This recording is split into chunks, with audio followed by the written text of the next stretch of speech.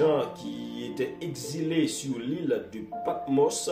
Et sur l'île de Patmos, c'était comme un prétexte, c'était comme une excuse, c'était comme une situation où il y avait les droits de Dieu dans cette situation, parce que Dieu avait besoin de gens pour lui présenter sa vision. Et voilà pourquoi aujourd'hui nous avons ce livre Apocalypse de Jean, un livre enrichissant à travers lequel nous pouvons avoir une connaissance élastique des prophéties bibliques, des choses à venir, des choses qui sont passées.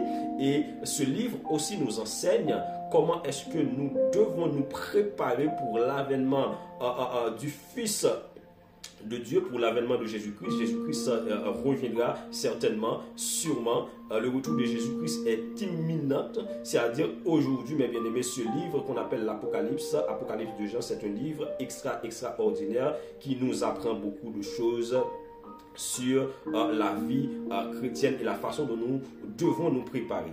Mais dans Apocalypse chapitre 12, Jean nous présente une arme. Jean nous présente une arme redoutable. Jean nous présente une arme qui fait mal. Jean nous présente une arme qui déstabilise. Jean nous présente une arme qui fait dégâts dans le monde spirituel. Et lorsque nous lisons Apocalypse chapitre 12, précisément dans le verset, au verset 11, il dit, ils l'ont vaincu à cause du sang de l'agneau et à cause de la parole de leur témoignage.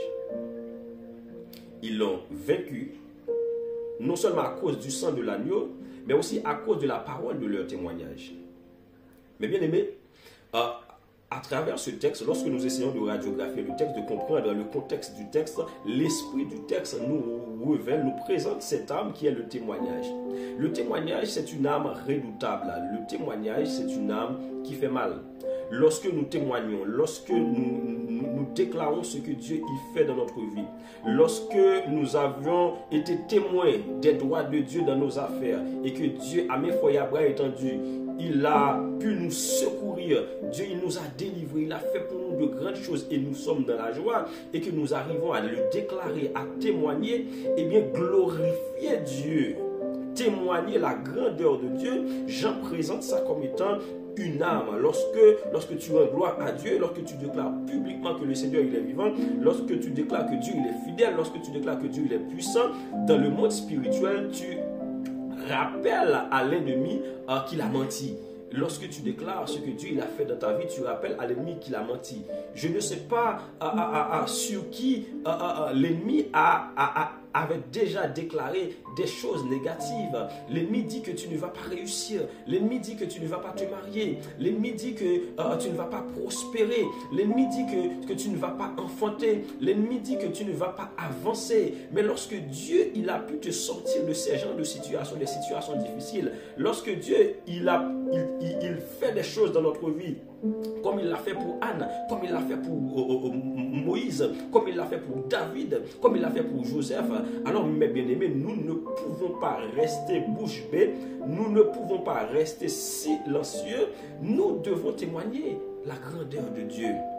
Et lorsque nous témoignons la grandeur de Dieu, eh bien ce témoignage va édifier les autres. Des personnes qui étaient quelque part renfermées sur elles-mêmes, des personnes qui pensaient que voilà, tout était fini, mais de par notre témoignage, avec notre témoignage, nous allons quand même leur booster, nous allons leur édifier et elles vont comprendre que Dieu il peut faire encore. Si Dieu il a pu faire ça avec le frère, s'il a pu faire ça avec la sœur, ben Dieu il peut encore faire de grandes choses avec moi. Je ne vais pas me désespérer, je ne vais pas me plaindre, mais au contraire, je vais rester dans la présence de Dieu, je vais attendre le moment, je vais attendre le temps, je vais attendre Dieu parce que je suis dans le plan de Dieu. Je tiens à vous dire aujourd'hui que tu es dans le plan de Dieu. La Bible dit que Dieu fait toutes choses bonnes en son temps. Ton temps arrivera. La promesse, si elle tarde, il faut l'attendre parce qu'elle va s'accomplir. Tu ne vas pas mourir sans voir l'accomplissement de la promesse de Dieu. Tu ne mourras pas sans voir les droits de Dieu dans ta vie. Le diable, il a menti. Le diable, c'est un menteur. Il est un meurtrier dès le commencement. Il ne fait que nous déstabiliser. C'est son projet, c'est son but.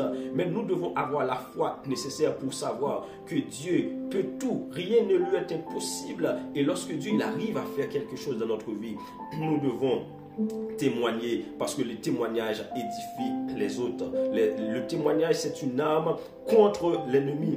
La Bible dit, mes bien-aimés, à travers ce texte, lorsque nous essayons de comprendre le texte, quand tu témoignes, tu rappelles à Satan que tu es une preuve vivante de la victoire de Jésus-Christ. Et le diable, il ne peut pas contester ça. Je suis ici, je suis vivant, parce que ça fait déjà des années que le diable, il avait dit que je n'allais pas vivre à cause d'une